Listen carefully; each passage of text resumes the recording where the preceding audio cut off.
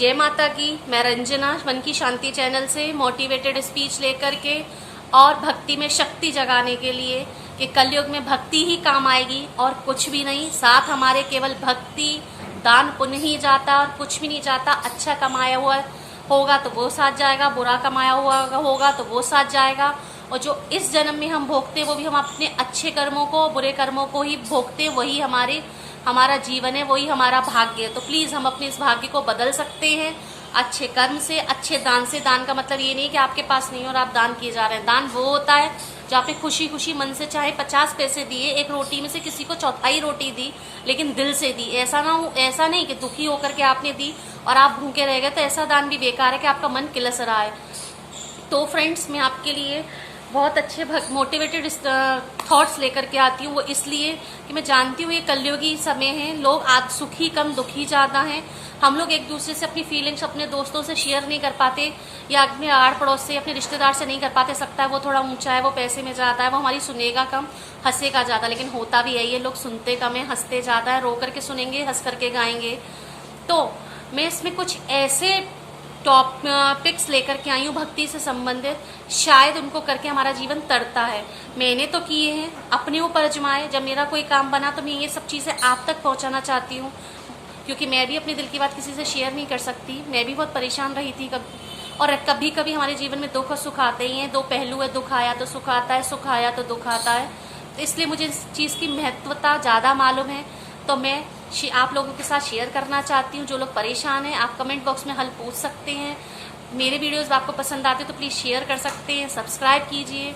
तो आज के चैनल में मैं आपके लोगों के लिए लेकर के आई हूँ सुंदरकांड। सुंदरकांड में क्या शक्ति होती है।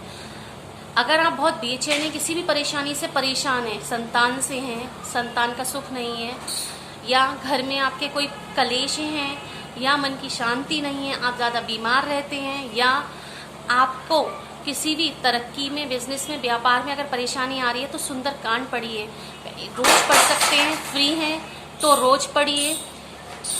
शुरू में थोड़ा सा 1 घंटा लगेगा, फिर धीरे धीरे वो आधा घंटा, पौना घंटा, पौना घंटा और 15 मिनट में हो जाता है। मैं भी सुंदरकांड 4 साल तक रेगुलर पढ़ा था, रेगुलर छोड़ती नहीं थी। अगर मुझे कहीं शाम को जाना है तो मैं सुबह में टाइम निकाल के पढ़ती थी, वरना शाम का मैंने नियम बनाया था। कहते हैं सुबह के समय में 12-1 बजे तक हनुमान जी खुद राम जी की भक्ति में विलीन रहते हैं, खोए हुए रहते हैं, तो हमारी प्रार्थना उन तक पहुंचती है। क्यों नहीं पहुंचेगी, लेकिन कम।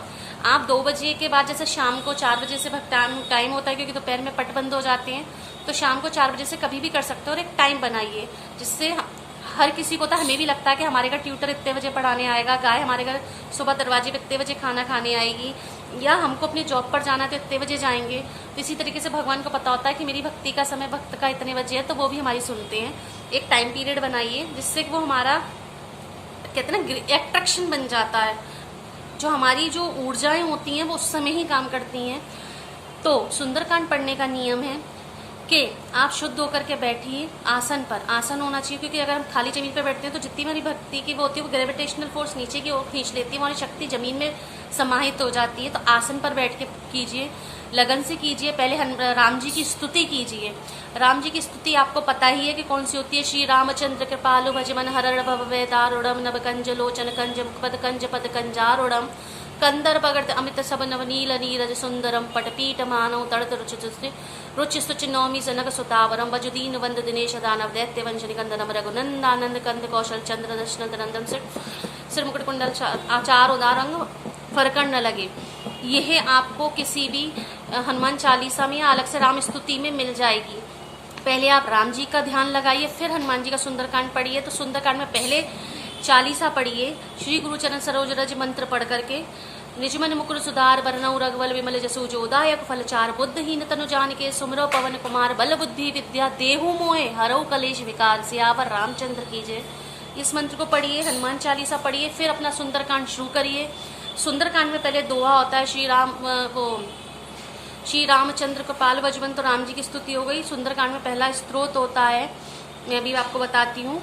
तो आप पहले वो पढ़िए हनुमान सुंदरकांड में, फिर पूरा सुंदरकांड शुरू करिए। दोहों को बहुत अच्छे से पढ़िए, फिर लास्ट में भी हनुमान चालीसा पढ़िए, क्योंकि कहते हैं विराम लगाना चाहिए। पहले हनुमान चालीसा, फिर लास्ट में हनुमान चालीसा, बीच में सुंदरकांड, जिससे वो प्रेशर पड़ता है। अगर आपको लगता है कि अपनी भक्ति पूरी करानी है तो आप कहते हैं इसको नहीं पढ़ना चाहिए, जब भी पढ़ना चाहिए जब आप बहुत मजबूरी में हो या परेशान हो। वो होता है हमारा बजरंग बाण, क्योंकि बजरंग बाण में हनुमान जी को राम जी की कसम लगती है, तो हनुमान जी को काम पूरा करना पड़ता है। जब आप कीजिए, जब बहुत अति हो गई है, आपकी प्रार्थना कहीं से स्वीकार नहीं हो रही, कोई काम बिल्कुल नहीं बन पा रहा, तब आप बजरंग बाण का पाठ करिए। हनुमान जी से कहिए मैं माफ़ी चाहता हूँ या चाहती हूँ, हनुमान जी बजरंग बाण पढ़ना। मैं आपको कसम देना नहीं चाहती थी राम जी की, लेकिन या नहीं चाहता था, लेकिन मैं बहुत परेशान हूँ, इसलिए मैं बजरंग बाण पढ़ रहा हूँ। जब तक मेरी मनोकामना पूर्ण नहीं होगी, जब तक मैं बजरंग बाण पढ़ता रहूँगा, तो आपका काम जल्दी बनेगा। और हनुमान जी को कोई भोग, कोई प्रसाद अगर नहीं लगा पा रहे हैं, आप परेशान हैं पैसों से या किसी भी तंगी से, तो एक तुलसी दल लगा दीजिए, इसी में ही हनुमान जी प्रसन्न और आप तर गए। ये है हमारे सुंदरकांड की महिमा। अगर जो लोग डेली नहीं कर पा रहे हैं, मंगल शनिवार करिए, लेकिन मैं बार बार अपने वीडियो में यही कहती हूँ, पूर्ण विश्वास होना चाहिए ईश्वर में। अब बहुत मन में शक्ति के साथ और विश्वास के साथ पढ़िए कि मेरा काम ज़रूर होगा, तो ज़रूर होगा। जब हमारे मन में इतना अटल विश्वास होगा तो भगवान को भी हमारी सुननी पड़ेगी। तो ये इसमें आप किसी भी मन्नत के लिए इसको पढ़ सकते हैं। 6 महीने तो लगेंगे कोई भी स्तुति करने में, भगवान तक पहुँचने में, उन मंत्रों को एकदम शुद्ध होने में। तो प्लीज़ सुंदरकांड को पढ़िए। सुंदरकांड में बहुत शक्ति है। कलयुग के देवता हनुमान जी हैं। हनुमान जी को वरदान मिला था कि वो कलयुग में और सारे भक्तों के दुखों को हरने के लिए जीवित रहेंगे। तो एक जीवित भगवान है वो। हनुमान जी को मृत्यु प्राप्त नहीं हुई थी, वो अभी भी हमारे आसपास है। जब आप सुंदरकांड पढ़ेंगे तो वो किसी न किसी रूप में आपके पास अपने राम की स्तुति सुनने के लिए जरूर वहाँ पर होंगे, क्योंकि उन्होंने राम जी से कहा था कि जब जब आपकी जहाँ जहाँ स्तुति होगी मुझे ये वरदान दीजिए कि वहाँ मैं प्रकट जरूर हूँ। तो सुंदरकांड में बहुत शक्ति है, आप आजमा करके देखिए, लेकिन पहले मन में भक्ति विश्वास होना चाहिए, तभी कोई पूजा कोई भक्ति काम आएगी। तो लाइक शेयर एंड सब्सक्राइब मेरे वीडियो को। अगर आपको अच्छा लग रहा है तो मेरे आपको और वीडियोस देखने हो तो प्लीज़ सब्सक्राइब कीजिए। मैं ऐसे ही वीडियोस आपको देती रहूँगी। Thank you.